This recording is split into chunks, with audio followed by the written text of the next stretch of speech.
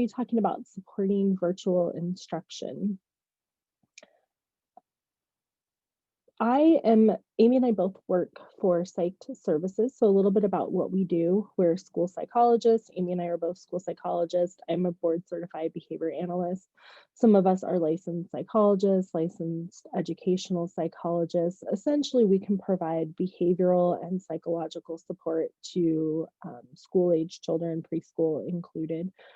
We serve a variety of people, so families, schools, public, charter, and private. We are primarily located in the greater Bay Area, but are growing. The services that we provide include assessment and then intervention and consultation. So an example of more of a consultative service would be if you have questions following this webinar, or you'd like to know more about a particular area, or you would like to try it and then receive feedback on how that's working in your home, we could set up a consultation type of situation to be able to provide more information in that area. So I like to start with this picture when we're talking about this, because I feel like most of us sort of feel like this right now. A little bit about me. I have a 6-year-old and a 4.5-year-old at home. So I feel, and as a working mom, I feel pretty frazzled on a good day. And then you add the pandemic in and, trying to entertain our children when things are closed down. They're not able to go to the park. They're not able to participate in sports the same way. They're not able to go. I have very active children. We used to be able to go to play gyms and things like that so that they could get their wiggles out, and that's no longer an option. So I feel like most of us feel like we need to clone ourselves so that we can do all the things. But unfortunately, that's not really an option right now. So we're forced to struggle with trying to manage all of these things and still maintain our sanity and still try to engage in some type of self-care for ourselves. Those of you that might have jumped in early heard Amy and I talking about running. So exercise is a type of self-care that we engage in. That takes time out of the day. And unfortunately, we only have 24 hours. And if you're like me, I typically feel like I need 12 more hours on top of every day. And we don't have that. It's not possible. So this morning, we're going to talk about some strategies and some tips that can help reduce some of the stress that you might be feeling, and to set your students, your children up for a little more success and kind of reduce the amount of responsibility that you might be feeling. So these are general behavioral strategies, and we'll talk about each of these in more detail, but we'll go over 6 different tips. The first is having a designated space, maintaining a schedule, offering choices, keeping motivated. This one goes for all of us. Avoiding power struggles and do anything. Number 5 is, I think, especially important for our older kids and those when you're thinking about your upper elementary, middle school, high school students, where you might be struggling to feel like you have to make them do something, or you're responsible for their work or something like that. So the first is in regard to having a designated space. Now, this doesn't mean you have to set up a separate office or you have to have this elaborate kind of well appointed with new furniture and everything else. It's just that there's a designated area or space or spot on the carpet, it really doesn't matter, that tells your child when these materials are out, this is school time. Why that's especially important right now is because, and if you're working from home, you've experienced this. When we're doing all the things at home, school, work, living, recreation, everything, it makes it, the times bleed into each other. And so it makes it hard to say, okay, this is school time, I need to focus on school time. This is work time, I need to focus on work time. And then the rest of the day will be playtime. When we start to intermingle these things, it makes us feel like, oh my gosh, work is never over or school is never over, because now I'm kind of watching TV or playing and I'm doing schoolwork a little bit, and the things bleed into each other. So what we mean by having a designated space is just there's some kind of visual indication that this is school time and this space and this time is reserved for school. So some examples of this. I was working with a family in the spring, and the student liked to work on the couch. And so what we did is mom put a red blanket on the couch, and he sat on the red blanket. So when the red blanket was out, that was school time. That's, indication that we're doing schoolwork. Nothing else is happening. When the red blanket goes away, that means school is over. For younger children, it could be a blanket on the ground. It could be, you set out a particular, even like toy or stuffed animal or friend to sit with them, stuffed animal friend, and that tells them that that's work. It makes them feel like they're participating with other students.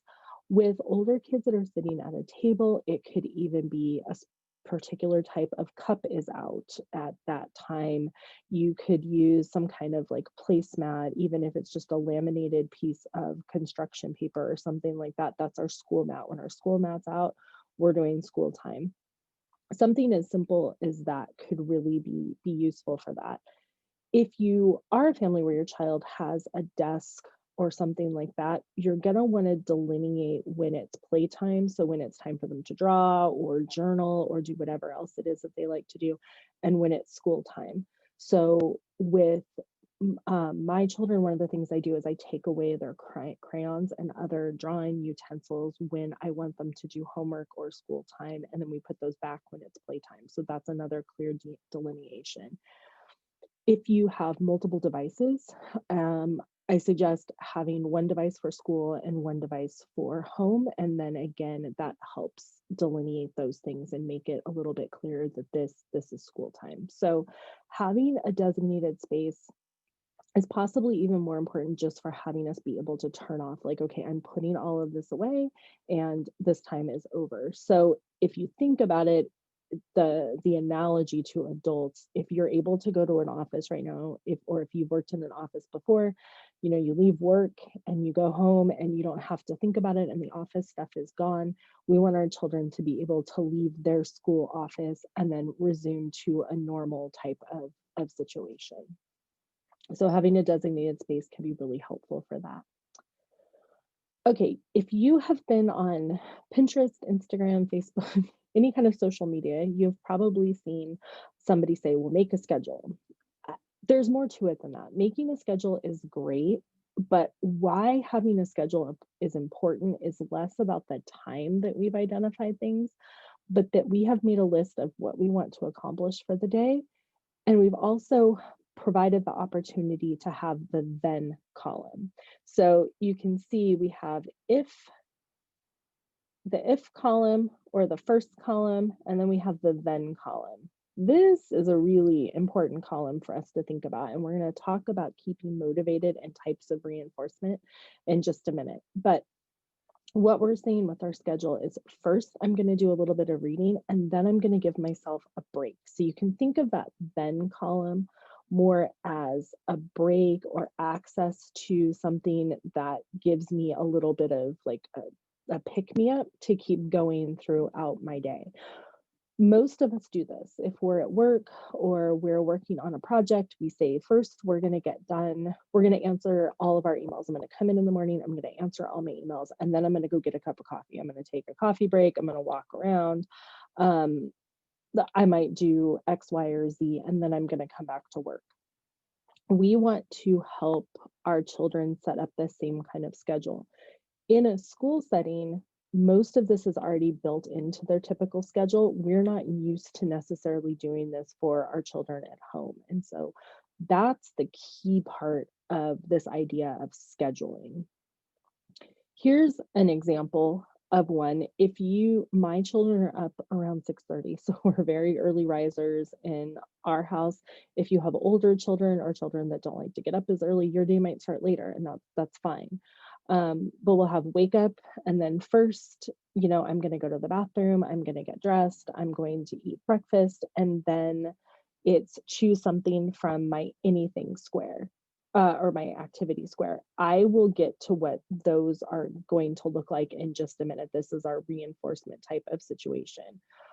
The idea, though, is that we have this first, and then I have a break. And then we have our morning work period. So from 9 to 10, it would be reading, and then I do something from my activity or people square. And like I said, we'll talk about what you would set up in terms of these different squares that are available in the then column.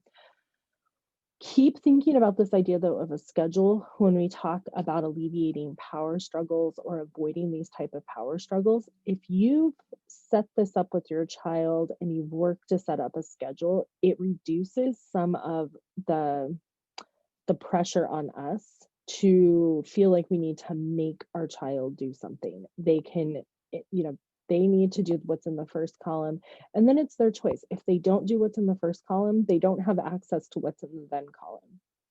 And so by making these things, and the fancy term for it is contingent, by making these things contingent on them doing this, it puts more of the responsibility on them. We'll talk about it more when we get to the then column, but anything that goes here, we need to be able to control access. So whatever's in the activity or whatever's in the people square or things like that, we have to make sure our child can't have access to it without us allowing that access. With older children, that's harder. And so you have to think about, what can I actually restrict access to? And restrict access might seem like I don't know, a punitive type of term, but as adults, sometimes we struggle with this. So if you've ever tried to say, I'm going to eat well all week, I'm going to meal prep and I'm only going to eat what I make, sometimes we cheat. And the problem is, because we have free access to having different types of food, different types of, we have the opportunity to go out to, if we had the opportunity to go out to eat or drive ourselves to a store and buy something else, when we have free access to reinforcement, it's really hard for us to modulate or keep ourselves from just gaining access to those things. So with our children, we want to help with that, and we want to try and make sure that we can limit access to what is in the then column. So that's the important idea of a schedule, this first and then type of activity. It doesn't matter what time of day you do it or how you order things. It's more that there is a schedule in place and that these two things go together. I do this first, and then I have a break and I have access to whatever is in those squares that are available. The other thing that we want to do as much as possible, and that was listed in the first column. So let me go back real quick. If you notice, we have consider giving a choice. Sorry, my pen went away. Consider giving a choice between two reading activities. I know with the way that some of your classroom teachers have set things up, there may not be as much choice that's available, but whenever possible, we want to offer choices. Like, you can do this reading assignment or you can do that reading assignment. You can read this book or you can read that book. When we are offered choices, I like to call it the illusion of choice. If you're offered a choice between A or B and you have to do both, or both are undesirable, if we think we have freedom in choosing those, it makes us more likely that we're going to actually do whatever it is. So here I have two examples. Doing dishes or doing laundry. Both of these are activities that I personally loathe. I don't like doing either one of them. But if you told me you can do dishes or do the laundry, I would be more likely to choose one and do it, because I've been offered a choice. And so when we're offered a choice between two undesirable things, we're more likely to want to do it. It's not going to solve all the problems, but introducing choice whenever possible is it's a good strategy to help get that momentum going and get us doing something. If you think about, you've probably done this with your child in terms of, do you want to wear the red shirt or the blue shirt? You have to wear a shirt. Shirt's not an option. Wearing a shirt or not wearing a shirt is not an option, but I can give you a choice between two of these, which makes it more likely that your child's going to want to wear a shirt because they were given the option to do so. So choices whenever we can. All right, keeping motivated. Somebody asked. There's one last question. I'm sorry? Okay. Somebody asked the question about teens and keeping them motivated as well. So I'm going to go ahead and get to that right now. Keeping motivated is really hard. It's really hard for us and it's really hard for our children. We want to think about motivation, though, is not something that's necessarily internal to us completely. There is an external component. Motivation is our expectancy or what we think about a task times the value or the reinforcement that is available. The important thing to keep in mind is that when we perceive or think that a task is going to be hard or it's going to take a long time, we need more reinforcement at the back end in order for us to want to engage in that task. And I know some of us struggle with this because we say, we tell our kids or we think about it, your only job is to go to school. That's the only thing you have to do. And maybe your chores, that's your job. You should just do it. I shouldn't have to reinforce you for doing that.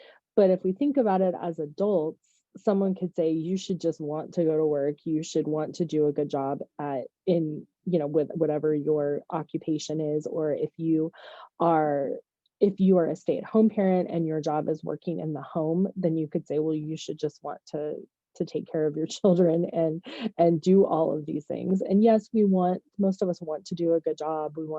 We want to be successful in our workplace, but we wouldn't do it if we didn't get paid, if there wasn't some kind of value associated with that. And so this might be one of the more, not complicated, but one of the more time consuming things that you'll need to think about in terms of trying to support virtual instruction. And really, this will work for anything that you want your children to do. So there's four typical reasons that we perform a particular behavior. If you have done anything or talked about anything related to function with behavior, if your child's ever had a behavior plan or you've talked to a behavior analyst or anything like that, people will talk to you about there's functions associated with behavior. Those are just the reasons that we do things. One of the functions or one of the reasons that we do things is to gain attention. One is to escape or avoid things that we don't like to do. And another one is to gain access to tangibles or things.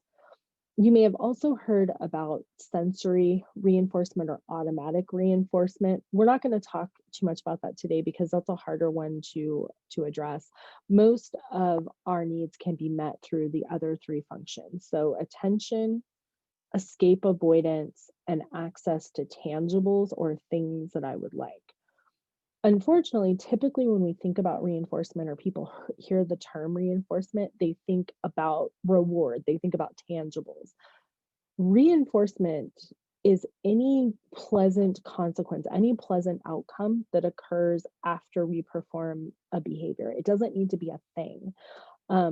If you are on social media, we see examples of this all the time. When we post pictures, when we post, a comment or anything like that, typically that is met with attention. The reason that people continue to post or continue to engage is that we receive attention for that. And if you're motivated by attention, the more motivated you are by attention, the more likely you are to post and engage with others.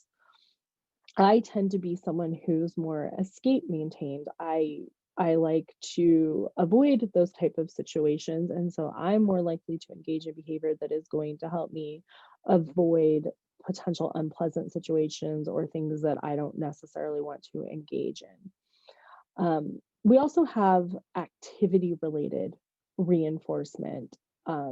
So activities that I would like to do, going to see people, going on vacation, those are more adult examples. But we have children examples as well. And so we want to think about having this as a sample reinforcement board, or when we talk about the if then schedule, the then column. These are all the things that would be in the then column, what I can do afterward. The tricky part about this is and this goes to the question about your teenager, is everything that's on this sample reinforcement board, we have to control access to. If there's something on that then board that the child has free access to, they're not going to engage in the first column because they can access the then column without doing the first thing.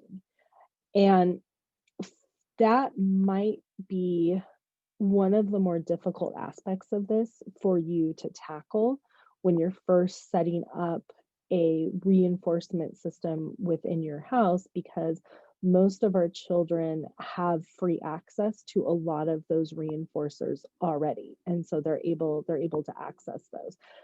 That's also, if we try and introduce the then column, so access to, let's say, technology is a huge one. I hear this all the time.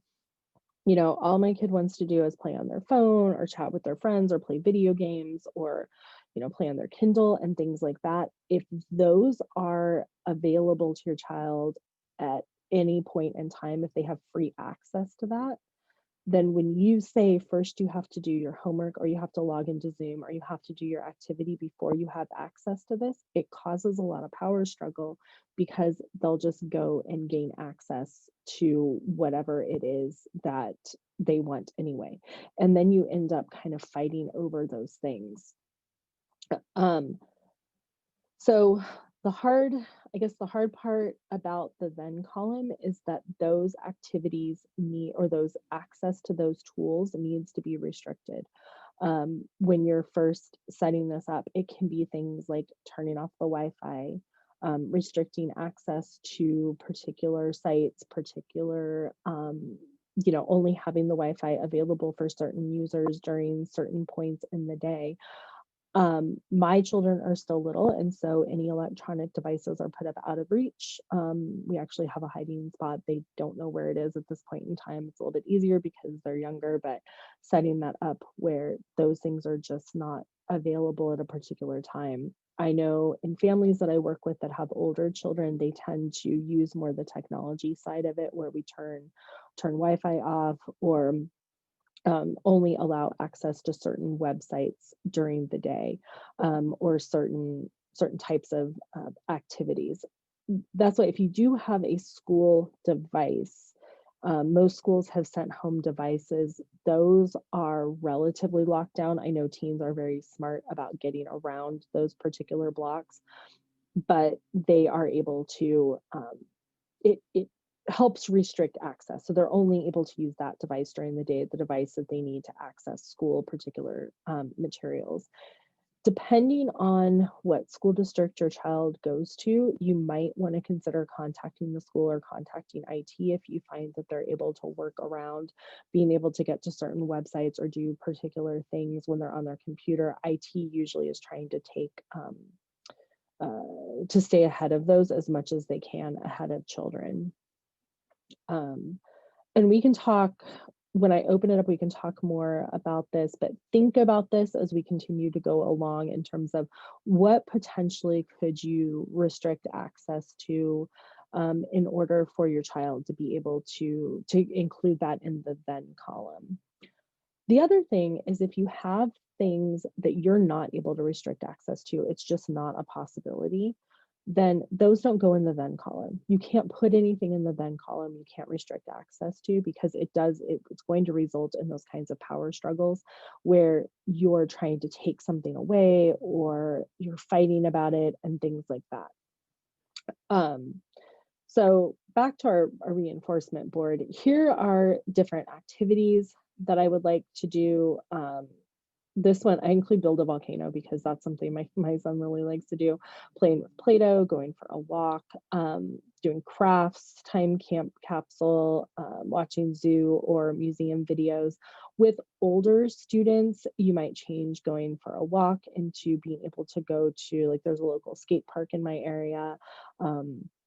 Any type of activity that your child is able to do right now that's open and that there's access to do that.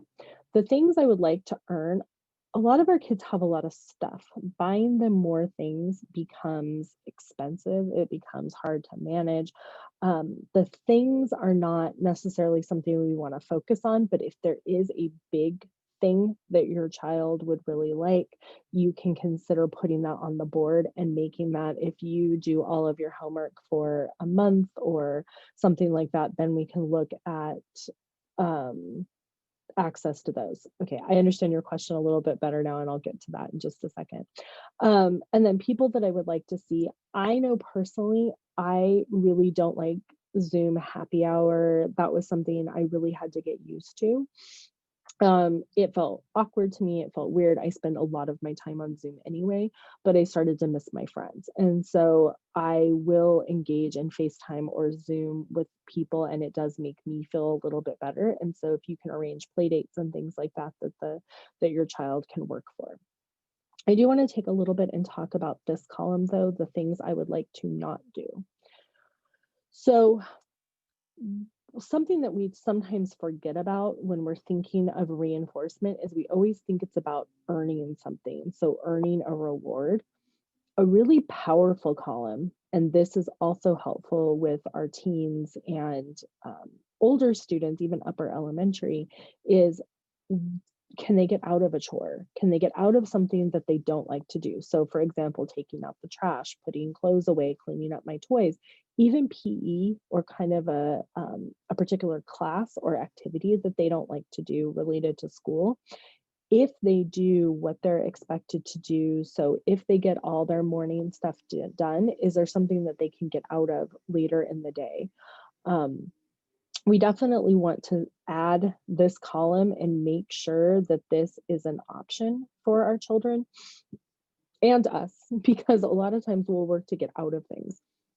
So if you are someone who's more like escape avoidance, or you have a child who maybe doesn't like as much social interaction or doesn't like to do a particular chore, we can take that away contingent on what our child, what something that our child doesn't like to do. I mentioned PE because recently I'd worked with a family where the child really didn't like to do PE. And so if he did all of his work for the week, then he was able to get out of that PE session. I saw that someone raised their hand. I'm going to go ahead and answer the question that came through on chat. And then Amy, if you could go ahead and give that person speaking option so that he or she can share their comment. So the question was related to the student only wanting to do schoolwork and not letting time for self-care and feeling like I have to do all the things. One um, one thing we can do as parents is try and figure out or think about what it was that your child really, really enjoyed doing pre-pandemic or even likes to do right now, and setting that up for your child. So thinking about, do I need to, arrange the interaction time with peers? If you have a child who's really into musical instruments, can you set up a Zoom lesson with a teacher? Anything we can do. They really like cooking? Can you go to the store and buy the ingredients for their favorite meal to try and elicit that type of thing? So try and create the activity, one of your child's most favorite activities, to get them to set that up for them. But one of the more important things you want to do when you're talking about that activity is have your child even just verbally tell you, how am I feeling right now? I'm feeling stressed. I'm feeling anxious. How's my body feel? My body feels tense. Um, all of these other kinds of things. And then after they do the activity, have a conversation and say, how do you feel now? How does your body feel? Are you feeling more relaxed? Are you feeling less stressed? Are you happier? Do you feel energized? Do you feel refreshed? And helping them to compare that before and the after. So as adults, when we engage in self-care, I mentioned exercise or running, that's something that helps me. And so even if I have a really busy day and I'm like, I don't have an hour to spare to go for a run, I know that I feel better afterwards, and I can think about that and kind of force myself, all right, right now, like my body's tense, my shoulders hurt, I'm really stressed, I might be agitated, I might be less patient with my family. And after I get back, I'm more patient. I am not feeling as stressed. My body feels better, everything else. And so able to think about that before I engage in the self-care, because sometimes we feel guilty. We feel like, oh, I shouldn't be taking out time to do this. I shouldn't be, all I should do is just keep working. I should just power through and get everything done. But if you've ever tried to do this as an adult, and most of us have, we know we hit a point where we just can't work anymore. Our brains go to mush. We're too stressed, and we end up just kind of spinning our wheels and doing things that are not super helpful over and over again. So we want to help our teens and older kids, especially those that are really focused, they're high achievers, they want to do well. They might be feeling frustrated because maybe they don't feel like they're getting as much done. They don't feel like they're as successful as they were pre-pandemic. I'm one of those people myself. We have to think about, okay, when am I going to actually be more productive? Um, We'll talk a little bit more about that when we get to keep motivated, but that's a helpful activity where we rate how we feel before we engage in self-care and how we feel afterwards. And you can even talk about, do you feel refreshed? Do you feel like you were able to get more done? And have your child reflect on that. The other thing that you might try doing, and this is more of an advanced application, so think about how hard you think you can push your child, is to have them time how long a task takes before self-care and how long it takes after self-care. So an example of this, let's say I'm working on writing a report or a treatment plan for a family. I'm trying to work on this later on, later in the afternoon. I'm feeling a little tired. I've got a lot going on. My, mental space may not be as clear as I'd like it to be. That task may take me 90 minutes to complete. Well, how long does it take to complete after I engage in some self-care or do something pleasant?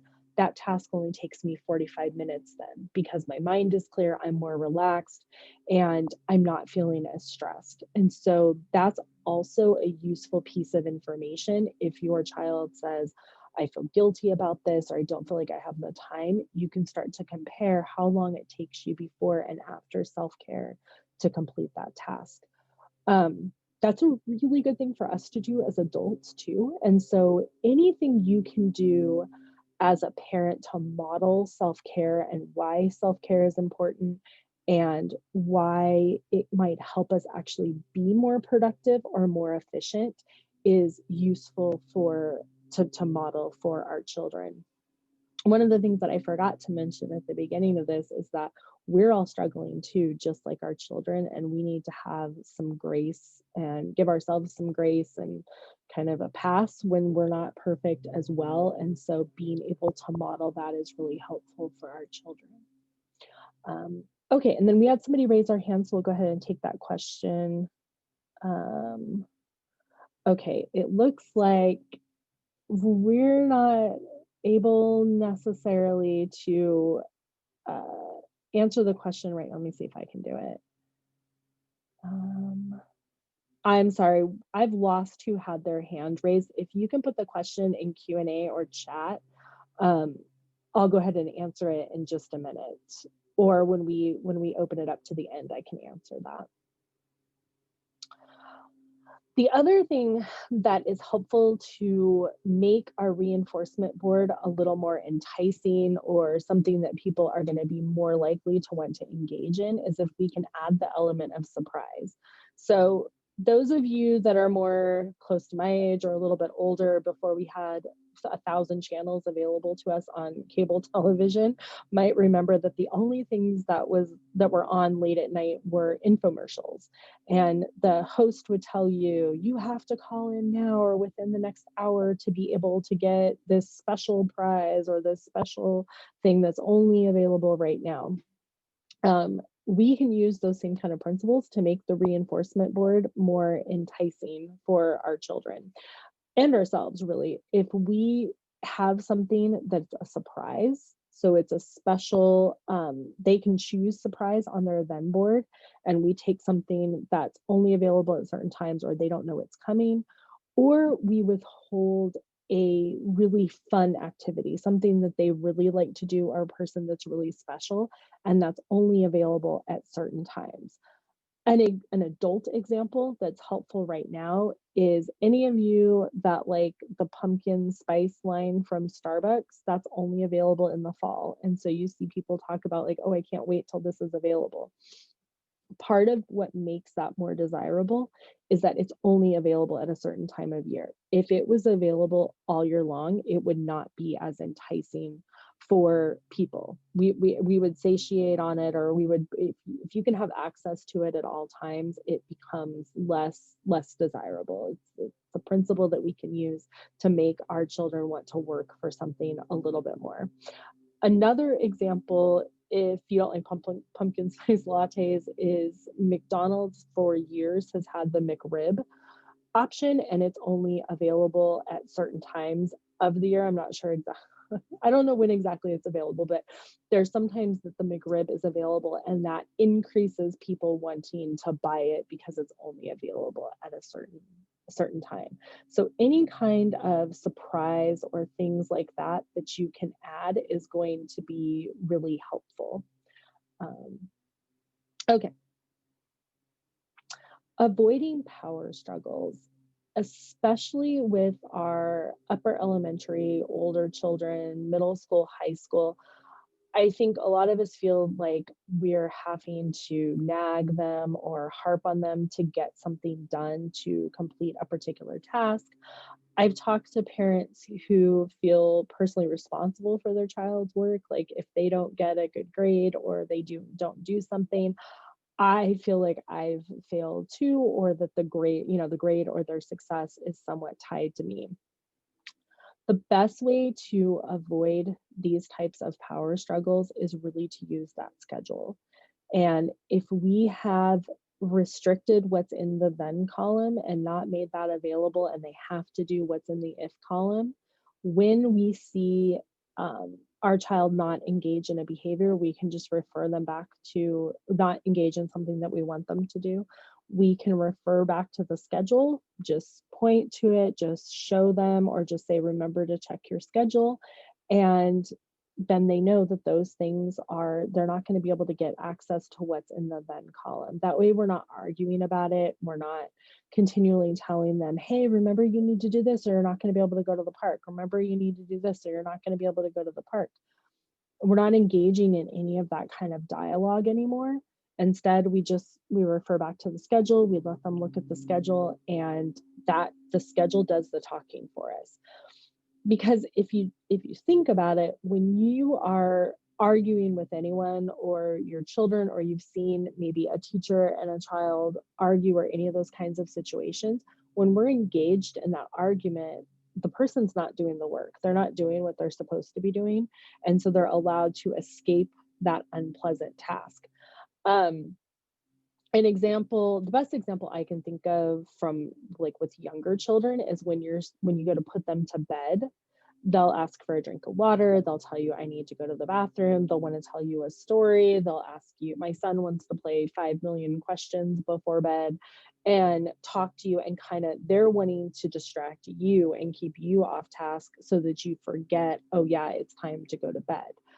Those same kinds of things can happen with power struggles as well, in that if they're arguing with you, they're not doing their chores, they're not doing their homework, they're not engaged in tasks, and those kinds of things. Eventually, if we restrict access and make the things that they really want to do contingent on their behavior, children will get bored. Eventually, it might take a while. It may take a week or even 2 weeks to get this schedule to where it actually starts to work with your child. It might take a while to get it working, but eventually they will get bored enough to want to engage in their work. Um, and so that's an early or an initial strategy in terms of avoiding power struggles. And I say that though, if you have a child who these things were already very problematic before the pandemic, or they were receiving behavioral intervention within their classroom, and these things were very problematic within the classroom, you might need additional help. These are general strategies that will work for most children. So the steps in avoiding a power struggle, like I said, is referring to the schedule. Whenever possible, we want to not use language to do this. So use pointing, make the schedule visible. It goes on a refrigerator, it goes in your child's workspace, they're managing it, something like that. Because anytime we start to use language, we're more likely to enter that kind of argument sort of phase, and they can get us off task and they can get themselves off task. The second is, again, making sure we restrict access to the then options. And don't think of it, again, don't think of it negatively. I know restrict is kind of is typically has a negative connotation, but we're just making sure that they're going to, whatever is in the then column is contingent on their behavior. And that's a good skill for our children to learn regardless. We want them to know, okay, I have to do X before I get Y. As adults, we're faced with those types of situations every day in our lives, and we have to independently do that. So I know I have to do my work before I'm able to go, out with friends or go to lunch or something like that. And if we can start working on that now with our children and helping to teach them to self-manage that a little bit, it's going to be a task or a skill that's really useful for them in the future. Number 3, this is a big one that we really want to focus on. As adults, as people, as humans, we are more likely to focus on negative behaviors or providing feedback about you shouldn't be doing that, don't do that, stop doing that, why are you doing that? All of those kinds of questions. That it can be detrimental in 2 ways. The first is, again, we're arguing, we're letting our child escape from the non-preferred task because we're discussing it, arguing about it. It gets us riled up, it gets our child riled up. We start to have this emotional response, and it rarely is very beneficial. Even if your child ends up doing it at the end of the day, you might not feel great because you're like, we just argued, it was this coercive type of experience. So we want to stay away from focusing on the, like, talking about what we don't want them to be doing. The other piece of this is that if I focus on the appropriate behavior, I'm able to provide reinforcement for that. The reinforcement is the then column.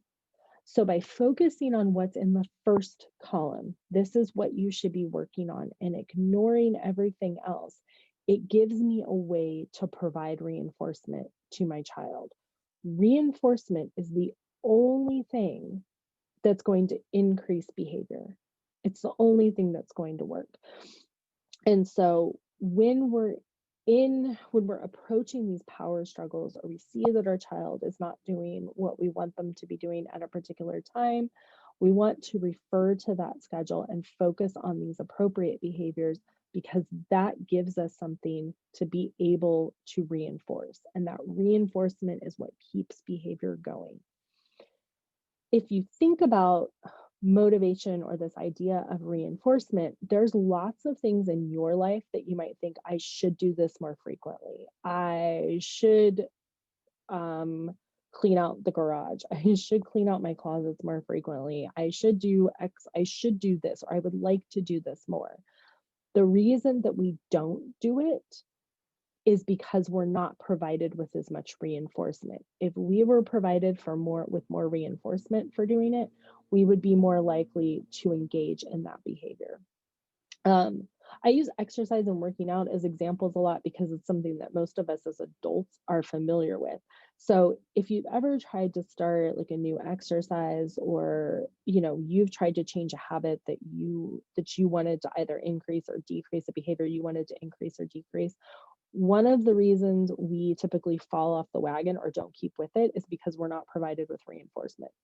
It's something that's hard, and we don't see immediate results. We like immediate feedback. And so if we can help help our child start to see the relationship between those things, then it's likely to become a behavior that they're able to independently moderate for themselves in the future. So avoiding power struggles, go back to the schedule, make sure they can't have access to the then column unless they do the if column, and just focus on appropriate behaviors. This is what you need to do in order to gain access to the then column and ignore everything else, which is really hard, especially when it's your child. Um, I don't say that lightly. I know it's really, really hard to tune out the inappropriate and focus on what we want them to do instead. Um, and the last thing on our sort of tips to think about is the do anything. Whoops, my pen got a little crazy. The do anything column. And this refers back a little bit to the self care that we were talking about. Maybe you've heard somebody say this before, or this term, a body in motion stays in motion.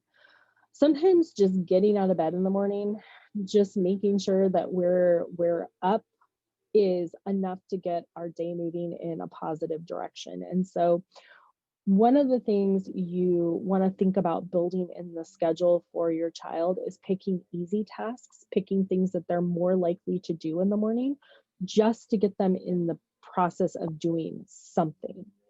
I don't like to get up early in the morning, although I do most days, but it's hard for me to get up. It's especially hard now because we're not going as many places. It's hard to just get out of bed and get our day started. It's especially hard if you're not actually going anywhere and your whole process is I just have to go downstairs or I have to go to the table and start working, start getting ready. If you can choose an activity or something that your child is likely to engage in first thing in the morning, it tends to put us in a positive trajectory. So, believe it or not, with me, it's just checking my phone. It gets my eyes open, it gets my brain kind of working. And you might think, like, well, checking your phone maybe is not the most productive thing. Not necessarily. Checking text messages and things like that is not necessarily the most productive thing I can do first thing in the morning, but it gets me moving. It gets me just kind of like, all right, I'm ready to start my day. I'm more likely to get out of bed. So think about things like that. Also, if you see that your child is stagnating or you're stagnating, or it's just things are starting to just come to a head or starting to get a little um, I don't know, slow down. Everybody's kind of feeling in a funk. Just do anything. Pick something different. Get up, move around, go for a quick walk. I tell a lot of the students that I work with, if you're experiencing a mental block or you feel like I just can't do anymore, and I do this for myself, go sit outside. Go take your laptop, go sit outside, even if it's just right outside the front door. I have kids that'll just sit out on the patio, the little area, if it's if they're in an apartment or something like that. I have a colleague that tells me she'll go sit in her van and work. I've actually thought about it for myself, just a change of scenery, just get your body up and moving. If you wear any kind of wearable device, a Fitbit, a Apple Watch, or anything like that, there's a reason that it tells you to get up and move every hour or get up and do anything. It's the same kind of principle. It gets our blood moving. It gets us doing something. So you can introduce choice in with this, where if you again see your child start to stagnate, say, let's switch up, let's do a different activity. Let's switch from math to writing. This is going to be complicated by the fact that your child now has a schedule. They're supposed to do reading at a particular time, but particularly you can use these strategies when they are engaged in independent work time. So if your students are on a hybrid schedule where they go in the morning and then afternoon is independent work time, anything like that, you can use these kind of strategies during that time. But just keep in mind, a body in motion stays in motion. Sort of bonus activity. If you have more than one child at home, chances are they are not always nice to each other. They tease each other, they make fun of each other, they pick at each other. When they get bored, they might start to mess with each other. Doesn't really matter the age, they do tend to do stuff like this. So a bonus type of activity you could do is a be nice game. You can call it something different for older children, but how we play it in my house is that every time I catch you being nice to each other, you get a point. And we say every time, you're not going to give them a point every time. It's just you want them to know, like, hey, I'm looking for you to be nice to each other. And when I catch it, when I see it, you'll be able to get a point. And you set some criterion. So if you earn 20 points by dinner time, you get a special treat. It can be something very simple. So some examples in my house are eating outside, dessert, listening to music during dinner, or eating in front of the TV. All of these are free. They don't take a whole lot of work on my end, but it's stuff that's really fun for my kids. And so if there's a special thing that your family only does every once in a while, or it's something that you know your family really likes to do, if it's playing a game after dinner, anything like that, think about those kinds of things that you guys don't do as much, but your kids like to do. You can keep those as a bonus activity. And if it's a particular day where they're just being terrible to each other and you feel like you're constantly, mediating fights and please be nice to each other, and you feel like you're saying this stuff, then it's okay. It's time to play the be nice game. And just on a whiteboard, on you can use magnets, whatever you need to use, and just say, all right, I need you guys to earn 20 points, and I'm going to be looking for you guys being nice to each other. One of the things that'll typically happen is you'll even see them sort of artificially be nice to each other, where they think of ways to help each other. That's fine. That still is them engaging in positive behavior and is reducing the amount of fighting or bickering or messing with each other that they might be doing. It also, back to avoiding the power struggles, it gives us some positive behaviors to focus on, and it's on the forefront of our mind. And so we're going to be less likely to focus on the negative behaviors, because I know I don't like a lot of noise. I'm sort of noise averse, and listening to my children fight or bicker with each other, it drives me crazy. And so if I can focus on something more appropriate, it helps me think, like, shift my behavior and shift what I'm thinking of as well. So, in summary, if you think about all of the things that we've talked about this morning, we're here to help. So, if you feel like you ever need consultation or would like to talk to somebody else, we can help you identify those behaviors, help you flush out that reinforcement menu, and choosing different types of reinforcers. But more than anything, just give yourself a break. This is not something that any of us have had to handle before. It's a very complicated and draining situation for all of us. Um, we need to give ourselves a break as well. So at the end of the presentation, Amy's going to put a survey in the chat box. And if you complete the survey, you'll be entered for a $25 gift card or an hour of free pocket coaching. Pocket coaching is what we're talking about in relation to the consultation that we could provide. So an hour, and it can be split up over 2 sessions where you meet with one of our staff to talk about how to better implement this within your household. So I'm going to stop sharing and we'll open it up for questions. And I know we had a couple other things show up in the chat box. So let me go ahead and stop share, and I'm going to check. Let me read what was in the chat box. Okay, so Lynn asked if we'd be able to share the PowerPoint. Yes, we'll be able to share the PowerPoint. Okay. Melanie had asked, now that we have a little more time, can we talk about how the avoidance function can be motivated? Yeah. So a term that is oftentimes misused or misunderstood is negative reinforcement. Usually we think of negative reinforcement as something bad. That's not necessarily bad. It means that we're engaging or doing a behavior to get out of something we don't like to do. So I don't like to do laundry. I don't really like to clean. I like being clean. I like having a clean house. I don't like to do what it takes in order to keep it clean. So if my husband told me, if you take the kids to school, or if you take them and like do their activities, or you do X, Y, and Z for the entire week, I'll do the laundry this weekend. That's an example of negative reinforcement. So I'm doing a particular task, I'm doing a behavior, and that means I'm going to get out of something unpleasant that I don't like to do. So with your children, it could be chores, it could be a task that they don't, some academic tasks that they don't necessarily like to do.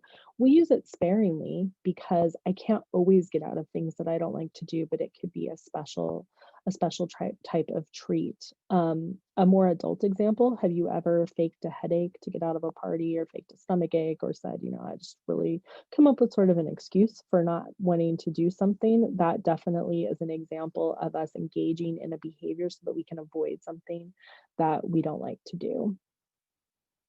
Um, okay, and then there was a question about the surprise idea.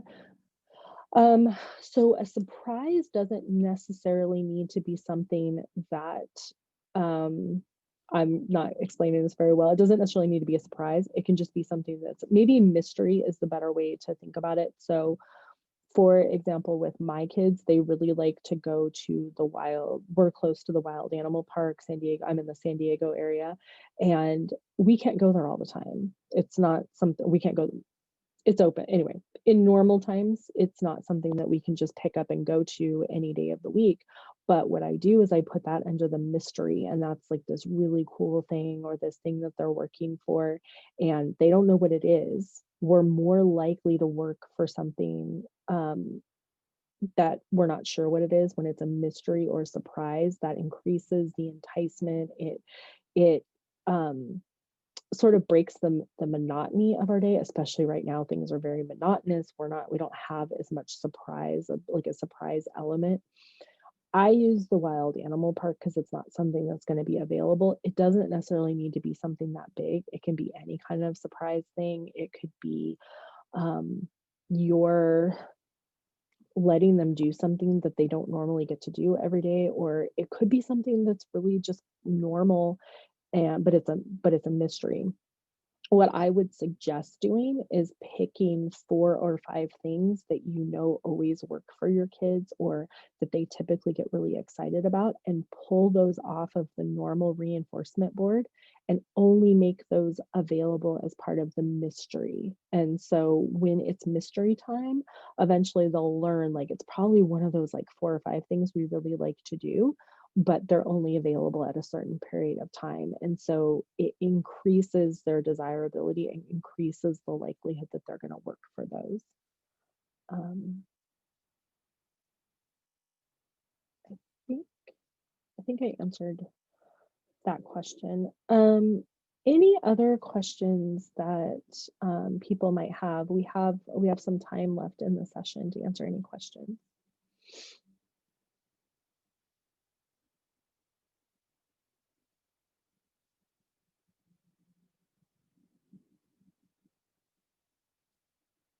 I know that we had somebody that had their hand raised, and I'm not sure if I managed to answer your questions or if you still had a question. I'm out and I can allow you to talk if you want to raise your hand again.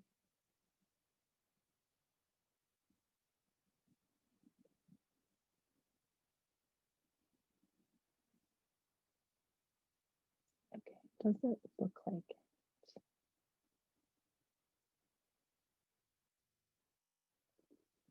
Is there any particular area you'd like to revisit?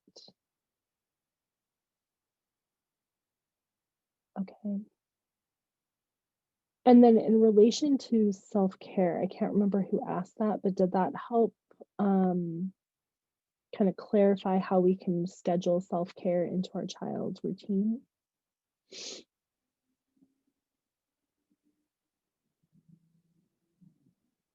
Okay, good. All right. And again, some of these things I encourage you to practice on yourself and model for your children, because when they're able to see us, it gives them that example and they can hopefully learn how to do it more independently.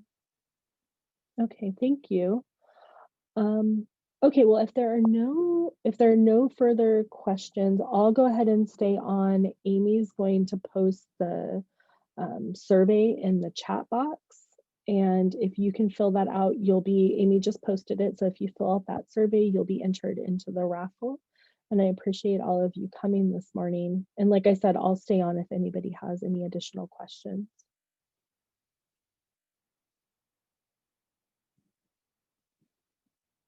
Amy, we need permission for this survey.